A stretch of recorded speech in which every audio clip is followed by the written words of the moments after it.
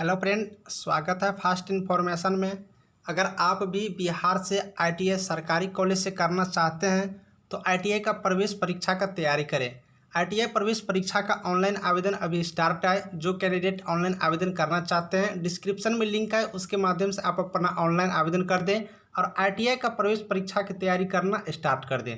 हमने पिछली वीडियो के माध्यम से बताया था कि आईटीआई प्रवेश परीक्षा के लिए उसका सिलेबस क्या है, टॉपिक वाइज सिलेबस बताए हैं, क्योंकि विदाउट सिलेबस का आप एग्ज़ाम का तैयारी नहीं कर सकते हैं, ना ही आप अच्छा मार्क ला सकते हैं। इसके लिए हम डिस्क्रिप्शन में लिंक डाल दिए हैं। डिस्क्रिप्शन में लिंक के माध्यम से आप लोग सिलेबस वाला वीडियो जरूर देख लिए, आपको समझ में आ जाएगा। पॉइंट टू पॉइंट हमने बता दिया है। तैयारी भी कैसे करना है सारा चीज़ हम बताए हैं। किस टॉपिक से, किस चैप्टर से कितने क्वेश्चन आते हैं वो भी हम बताएं। तो सिलेबस वाला वीडियो डिस्क्रिप्शन में लिंक है, उसके माध्यम से आप जरूर देख लें। चलिए आज की जो वीडियो हम स्टार्ट कर रहे हैं, आज से हम क्लास 1 स्टार्ट कर रहे हैं। पहली क्लास ऑल सब्जेक्ट की क्लास स्टार्ट कर दी हैं। आप लोग इस चैनल के माध्यम से जुड़ जाइए और आईटीआई का प्रवेश परीक्षा सुनिश्चित रूप से करिए। आप एक दो वीडियो देखने के बाद खुद ही लगेगा कि आईटीआई की तैयारी के लिए बेस्ट चैनल है या नहीं। तो आज सब्सक्राइब करिए, लाइक करिए और वीडियो को स्टार्ट करते हैं साइंस चैप्टर से लेकर के और देखते हैं कुछ इंपॉर्टेंट टॉपिक के साथ। आज जो हम साइंस का क्वेश्चन स्टार्ट कर रहे हैं, इसमें अब फिजिक्स को स्टार्ट कर रहे हैं। सबसे पहले फिजिक्स का टॉपिक, इसमें मौसम चैप्टर लिए हैं जिनका ऑब्जेक्टिव और थ्योरी दोनों क्वेश्चन रहेगा आपको। साथ ही ये स्टडी मटेरियल डाउनलोड करने के लिए आप लोग डिस्क्रिप्शन में चल जाइएगा।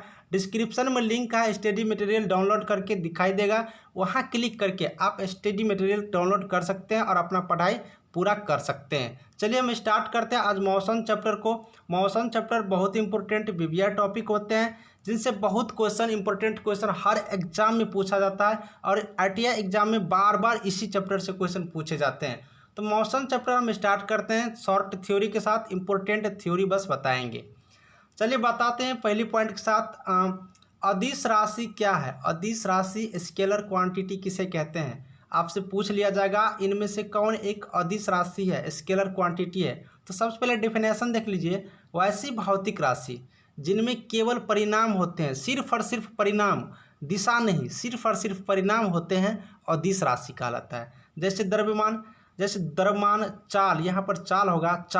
चाल में क्या होता है? सिर्फ और सिर्फ एक परिणाम होता है कि 4 किलोमीटर के प्रति स्पीड से। आयतन में क्या होता है? एक सिर्फ परिणाम होता है, इसमें कोई दिशा नहीं होता है। कार्य करने का एक परिणाम होता है कि हम 10 कार्य किए, 15 दिन कार्य किए, इसका कोई दिशा नहीं होता है। समय का सिर्फ परिणाम होता है, जैसे 4 बजा, 5 बजा, 10 बजा, यानी कि इन सबों में सिर्फ और सिर्फ परिणाम दिखने को मिलता है। तो इसे एक हम लोग अदिश राशि कहेंगे, स्केलर क्वांटिटी कहेंगे। क्वेश्चन जो आते हैं आपको इस टाइप का आएंगे, 4 ऑप्शन दे दिया जाएगा और बोलेगा इनमें से कौन अदिश राशि है। 4 ऑप्शन में से रहेगा। तो अगर आपको द्रव्यमान, चाल, आयतन, कार्य, समय कोई भी आता है तो आप इसे सही आंसर लगा सकते हैं। अगला देख लेते हैं टॉपिक, सदिश राशि क्या है, वेक्टर क्वांटिटी क्या है। सदिश राशि में जिनमें दिशा और परिणाम दोनों होता है सदिश राशि कहलाता है। दिशा भी होना चाहिए और परिणाम भी होना चाहिए। जैसे वेग क्या, एक स्पीड, एक वेग से जाता है तो वो एक दिशा तय करता है और उसमें कुछ परिणाम भी रहता है। जैसे कि त्वरण क्या, एक दिशा में त्वरित करता है और उसमें कुछ परिणाम भी रहता है। तो वो हो गया आपको सदिश राशि, वेक्टर क्वांटिटी। ठीक है, आप लोग एग्जाम्पल जरूर याद रखिएगा। एग्जाम्पल जो दिए हैं बहुत इंपॉर्टेंट दिए हैं। बहुत एग्जाम्पल ऐसे होते हैं जिनसे डायरेक्ट क्वेश्चन पूछ लिए जाते हैं। जैसे दे देगा इनमें से कौन एक सदिश राशि है, वेग, विस्थापन, बल, त्वरण, इनमें से चारों में से कोई एक ऑप्शन जरूर रहता है और वो एग्जाम्पल आप लोग को सही आंसर टिक लगाना है। एक चीज़ और बता दूं, ये जो आप लोग डाउनलोड करना चाहते हैं, जो पीडीएफ अभी देख रहे हैं, डिस्क्रिप्शन में लिंक है, उसके माध्यम से आप लोग पीडीएफ डाउनलोड करके खुद से भी पढ़ सकते हैं। चलिए आपको दिखाते हैं दूरी क्या है, डिस्टेंस क्या है। किसी वस्तु द्वारा दिए गए समय अंतराल में तय किए गए मार्ग की लंबाई को दूरी कहते हैं। ठीक है, किसी दिए गए समय अंतराल के माध्यम से मान लेते हैं कि यह एक लंबाई है। ठीक है, यह एक लंबाई है जो कि 4 किलोमीटर की लंबाई है। तो कुछ समय अंतराल तो रहेगा ना, इसको तय करने के लिए कुछ समय लगेगा। तो यानी कि हम दे देते हैं कि 5 घंटा। ठीक है, 4 किलोमीटर तय करने के लिए दे देते हैं 2 घंटा, यानी कि 2 घंटा के समय अंतराल में ये जो लंबाई तय किया गया इसे ही हम लोग दूरी कहेंगे। यानी कि कोई भी जो दिया गया समय रहेगा उस अंतराल में जो लंबाई तय करेंगे उसे हम क्या कहेंगे? दूरी कहेंगे। अब दूरी कौन सी राशि है? तो दूरी एक अदिश राशि है। दूरी क्या है? दूरी में सिर्फ और सिर्फ परिणाम है, 4 किलोमीटर, 10 किलोमीटर, दिशा थोड़ी ना है। तो यह एक अदिश राशि हो गया। दूरी हमेशा धनात्मक होते हैं। कभी देखिए -4 किलोमीटर, -6 किलोमीटर नहीं, यानी कि दूरी हमेशा क्या होता है कि धनात्मक होता है। अब अगला देख लेते हैं विस्थापन, डिस्प्लेसमेंट किसे कहते हैं, विस्थापन किसे कहते हैं। तो एक निश्चित दिशा में दो बिंदु के बीच की लंबवत दूरी को विस्थापन कहते हैं। मान लेते हैं यह एक आप स्क्वायर है, यहाँ पर ए बी सी डी ये लिखा है। अब इसका विस्थापन पूछेगा तो लंबवत दूरी यानी कि ये हो गया लंबवत शॉर्ट डिस्टेंस, तो डी से बी क्या हो गया, एक विस्थापन हो गया। विस्थापन आप लोग समझ गए होंगे, दो निश्चित बिंदुओं के बीच की लंबवत दूरी, शॉर्ट दूरी, कम दूरी, जहाँ सबसे कम हो। जैसे कि आप लोग ये खुद देख सकते हैं कि सबसे कम की दूरी कहाँ है, ये वाला दूरी है। मान लीजिए हमको यहाँ से चल के यहाँ आना है, तो आप लोग यहाँ से यहाँ डायरेक्ट जाएंगे तो कम दूरी पड़ेगा, तो यह एक विस्थापन हो गया। तो इससे यहाँ देख सकते हैं कि निश्चित दिशा में दो बिंदु के बीच की लंबवत दूरी को विस्थापन कहते हैं। विस्थापन एक सदिश राशि है, याद रखना है। विस्थापन कौन सी राशि है, सदिश राशि है। विस्थापन धनात्मक भी होता है, ऋणात्मक भी होता है और शून्य दोनों हो सकते हैं। तो इसको याद रखिएगा, विस्थापन सदिश राशि है और धनात्मक, ऋणात्मक और शून्य तीनों हो सकते हैं। विस्थापन के एसआई मात्रक की बात करते हैं तो विस्थापन का एसआई मात्रक क्या हो जाएगा, मीटर हो जाता है। विस्थापन का एसआई मात्रक, तो हम लोग विस्थापन का एसआई मात्रक देख रहे थे, तो विस्थापन का एसआई मात्रक जो होता है मीटर होता है। क्या होता है, मीटर होता है। तो दूरी का भी एसआई मात्रक मीटर होता है और विस्थापन का भी एसआई मात्रक मीटर होता है। अगला देख लेते हैं चाल, स्पीड क्या है, स्पीड। देखिए कुछ इंपॉर्टेंट पॉइंट पढ़िए, उसके बाद आप लोग को धीरे धीरे अच्छा लगेगा। आज क्लास 1 है, क्लास 2, क्लास 3 ऐसे करके लाएंगे, हर टॉपिक लाएंगे, फिजिक्स का, केमिस्ट्री का, बायोलॉजी का। आप लोग को बेस्ट तैयारी कराकर हम यहाँ से एग्जाम के लिए भेजेंगे। तो मोशन देख लेते हैं, स्पीड। मोशन चैप्टर का स्पीड किसे कहते हैं, स्पीड। तो स्पीड किसी वस्तु द्वारा प्रत्येक सेकंड में तय की गई दूरी को चाल कहते हैं, स्पीड कहते हैं। प्रत्येक सेकंड में, यानी कि कोई वस्तु द्वारा एक सेकंड में जितनी दूरी तय किया जाता है उसी को स्पीड कहा जाता है। कितने सेकंड में, एक सेकंड में। तो आप लोग समझ गए होंगे, स्पीड एक अदिश राशि है क्योंकि इसमें सिर्फ और सिर्फ परिणाम होते हैं, दिशा नहीं होता है। स्पीड का एसआई मात्रक मीटर प्रति सेकंड होता है। इंपॉर्टेंट ये याद रखना है, चाल एक अदिश राशि है और चाल का एसआई मात्रक मीटर प्रति सेकंड होता है। अगला देखते हैं, चाल का फॉर्मूला क्या होता है, दूरी बटा समय। ये तो तीनों इंपॉर्टेंट है, इस पॉइंट को आप लोग नोट करके रखेंगे और इसको याद रखेंगे। अगला देखते हैं वेलोसिटी।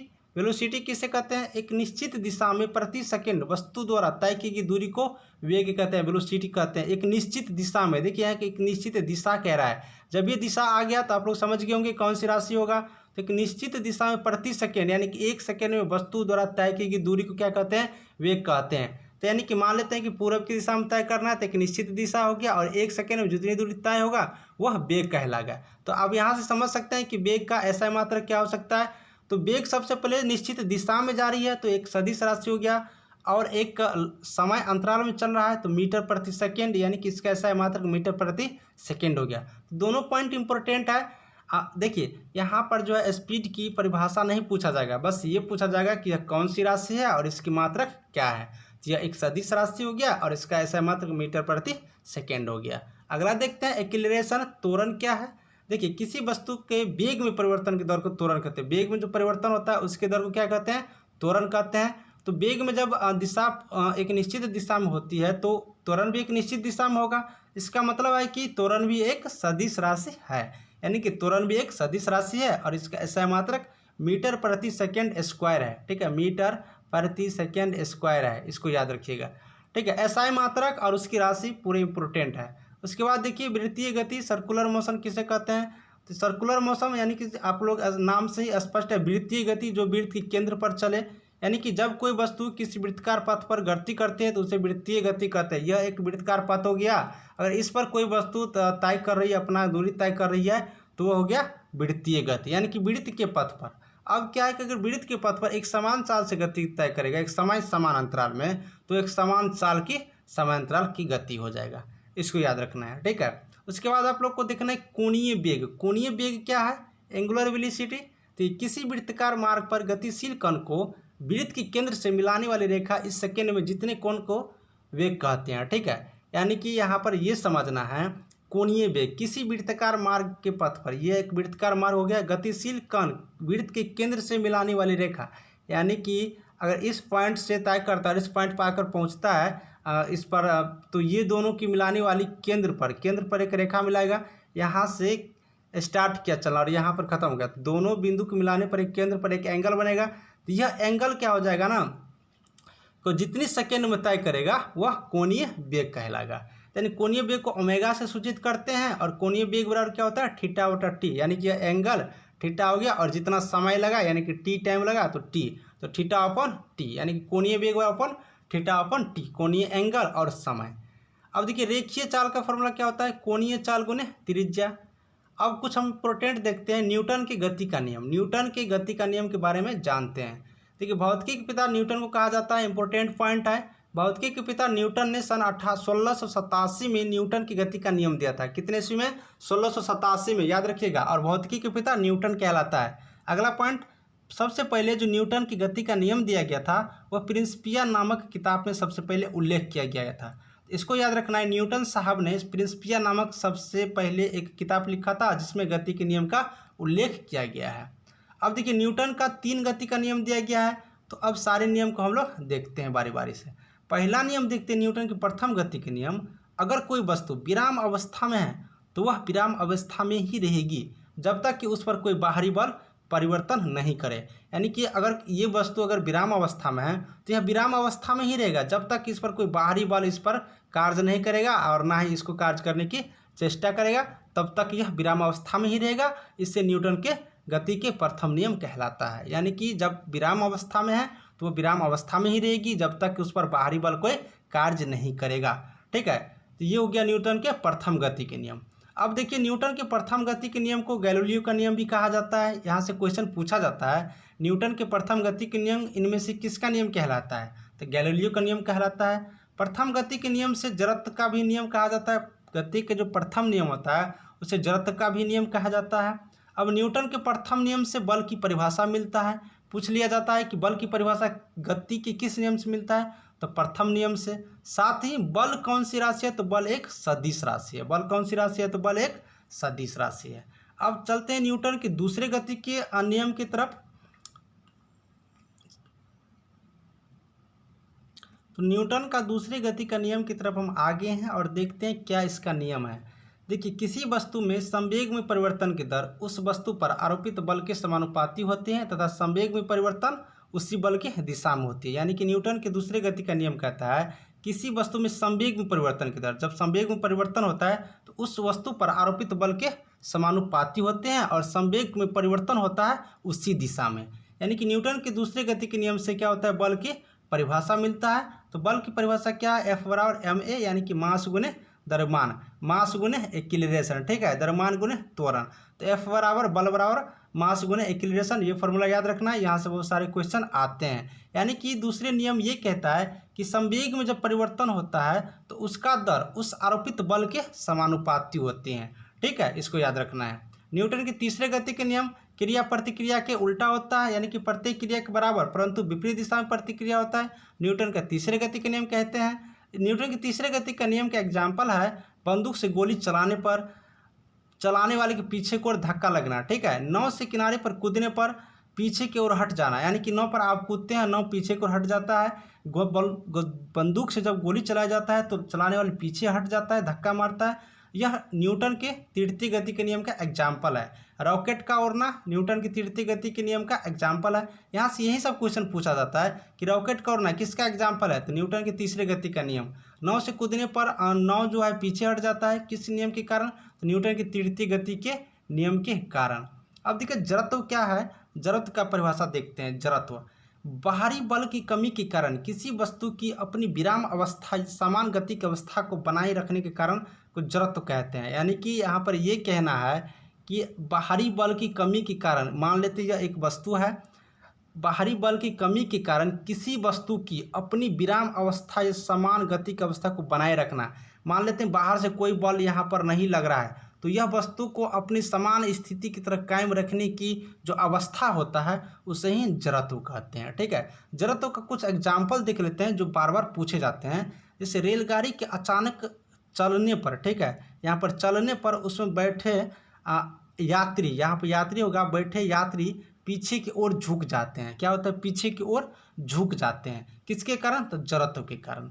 चलती हुई मोटर कार के अचानक रुकने पर उसमें जो बैठे व्यक्ति होता है वह क्या होता है, आगे की ओर झुक जाता है। मोटरसाइकिल जैसे रुकता है तो आगे हम लोग झुक जाते हैं, किसके कारण, जड़त्व के कारण। कंबल को हाथ से पकड़कर डंडा से पीटने से उसका धूलकण बाहर निकल जाता है, किसके कारण? तो जड़त्व के कारण। तो जड़त्व का ये एग्जाम्पल बस आप लोग को याद रखना है। ये एग्जाम्पल बार बार पूछा जाता है कि चलती हुई मोटर कार के अचानक रुकने पर उसमें बैठे व्यक्ति आगे की ओर झुक जाता है, क्यों? तो जड़त्व के कारण। ठीक है, ये एग्जाम्पल इसमें याद रखना है। अगला हम कुछ और इम्पोर्टेंट पॉइंट देखते हैं, जैसे कि यहाँ पर आप लोग देख सकते हैं,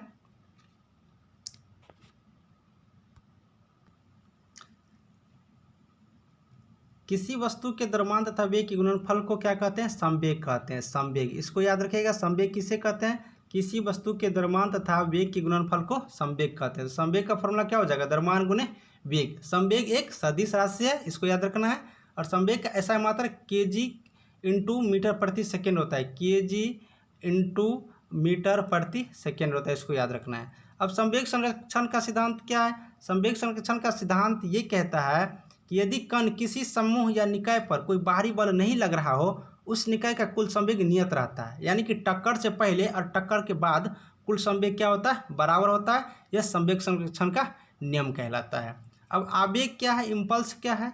इम्पल्स एक सदिश राशि है और इम्पल्स का फॉर्मूला बल गुने समय अंतराल होता है। यानी कि एक समय अंतराल में बल और समय अंतराल के गुणनफल को क्या कहते हैं? आवेग कहते हैं। आवेग का राशि याद रखना है और आवेग का फॉर्मूला याद रखना है। आवेग का SI मात्रक न्यूटन सेकेंड होता है। ठीक है, अभिकेंद्रीय बल क्या है?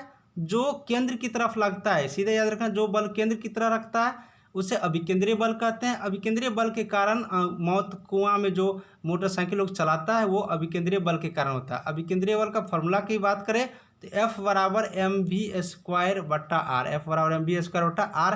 m हो गया मास, v हो गया वेलोसिटी और r हो गया त्रिज्या। ठीक है, उसके बाद अपकेंद्रीय बल जो केंद्र से बाहर की तरफ लगे। ठीक है, केंद्र से बाहर की तरफ जो बल लगता है, केंद्र से बाहर की तरफ जो बल लगेगा वो हो गया अपकेंद्रीय बल, सेंट्रीफ्यूगल फोर्स अपकेंद्रीय। जैसे कपड़ा सुखाने की मशीन, दूध से मक्खन निकालने की मशीन, जब दूध पेड़ते हैं तो उसका जो मक्खन निकलता है वो बाहर की तरफ जाता है, तो वो हो गया अपकेंद्रीय बल।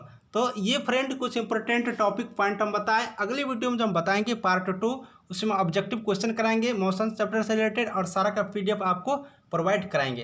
तो मिलेंगे अगले वीडियो में नए टॉपिकों के साथ। आप लोग डिस्क्रिप्शन में लिंक है, डाउनलोड कर लीजिएगा PDF, खुद से भी पढ़िएगा। कोई डाउट होगा तो कमेंट में जरूर पूछिएगा, हम अगले वीडियो के माध्यम से आपको सोल्यूशन कर देंगे।